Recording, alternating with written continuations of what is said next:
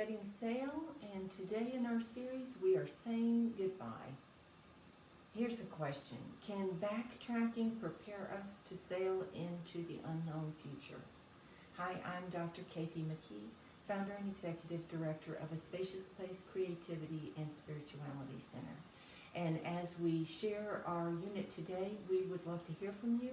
If you have any questions or comments, you can enter those in the chat box on your mobile device or on your computer. And for today's practice, you're just going to need some paper and a writing utensil, maybe even an envelope. That's up to you. When we face an unforeseen future, it is natural for us to want to go back into the known past.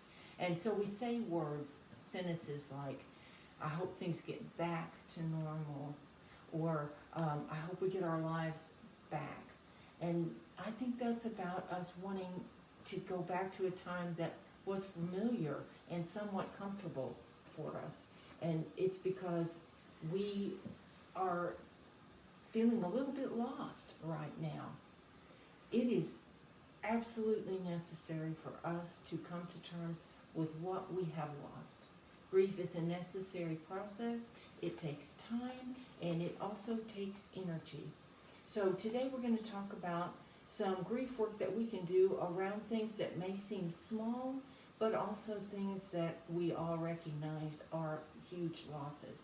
So to do that, I would like for you to consider thinking about writing a letter to these things that you are not looking for having in your future in one way or another.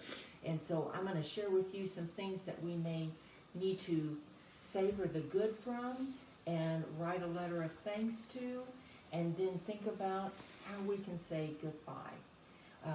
And so the letters that we write can be about why these things or persons were important to us, what we loved about them, what they would like us to know about why they are cherished, and if there is something about that that we can carry with us to this new land that's 2021 plus, because I believe in everything that is worthy, there is something we can carry forward and take with us. So even feels a little bit silly to write these letters to something that's not an individual, I just invite you to go with it and see what it does for you, because it gives us clarity to do this.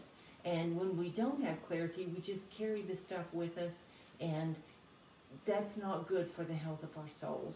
Our souls need the health of living in reality, and part of that is facing exactly what it is that we are having to say goodbye to and grieve. So here's just some things that we might want to think about. So first of all, our holidays. The holidays we've had this past year have been different. What do we miss about the holidays as they were before everything happened? And also, I would love to notice if anybody, I found some famous art prints for each of these subjects. If you know who the artist was for any of these, we would love for you to respond and let us know about that, and we will let you know if you got it right. So today is Valentine's Day. How is Valentine's Day different from the way you wish it were? What are some things about Valentine's Days of the past that you valued? Or also other holidays that they weren't the way that you would love for them to have been in the past year. So this is one thing that you can think about as you are writing your letter. So activities.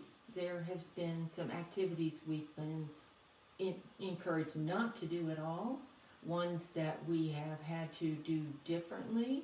So if you can take a little time as you are writing your thank you and goodbye letter, you can think about what it was when it was the way that really, really you loved it to be, that you don't know if it's going to be that way again. And write that letter and be able to put that into words. A lot of people had to make different vacation plans this past year. Maybe it was a severe disappointment to you, maybe to someone in your family, particularly challenging if it's a child who is grieving about that, because They are young, and this is really hard for all of us to take in. It's especially so when you have less years of experience behind you. So you might even imagine what that vacation would have been like if you had been able to take it, and write that down in your letter, what you had hoped for.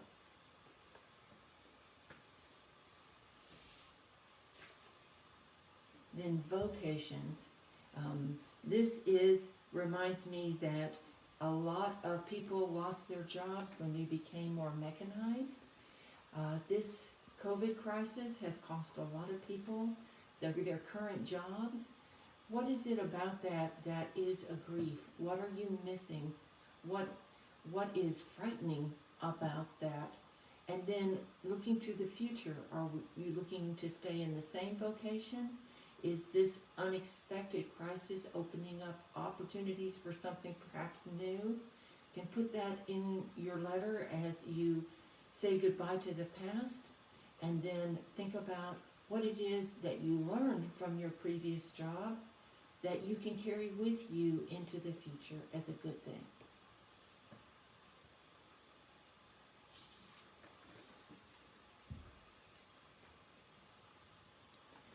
Our relationships, many of them have changed, often because we cannot be together the way that we used to be. We have to realize that loving people sometimes means not hugging them when we really loved to do that in the past, or keeping our physical distance from them. In harsher terms, a lot of people have had loved ones die. We know folks who have had to walk that hard path of grief this past year.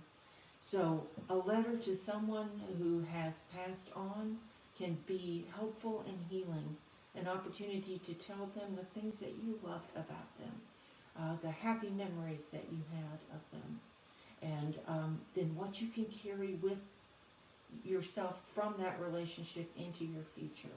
And also just the way that relationships have altered over the past year. What about that do you miss? What might be something that you can carry forward as we move into this new world? And then last, our beliefs. It is challenging when our faith is challenged. When those things that we thought were certain, we now, if we're honest, have come to question.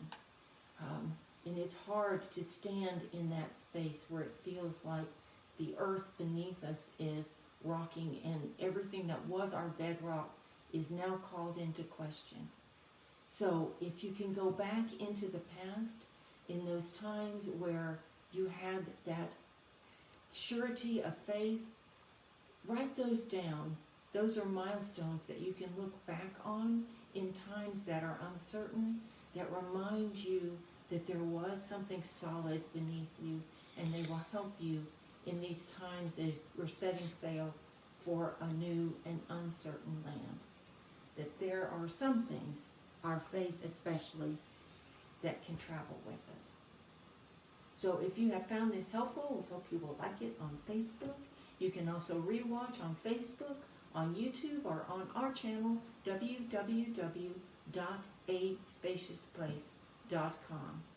And as I was talking about the letters today, we have a series called Liminal Pages, which is a journaling series, and it helps us with this clarity about where we are, what is the truth of our souls right now. We do it with some humor, and we also do it with some things that are more soul-searching. So you have until February 26th to sign up for that. You can sign up on our website, www.aspaciousplace.com, and we will begin February the 28th with our new series. So let's close with prayer. We are deep in grief work. It's wearing. We yearn to curl up in the past safety and just rest. Give us space, God, to grieve. Then fill our lungs with fresh air and embolden us for the journey ahead.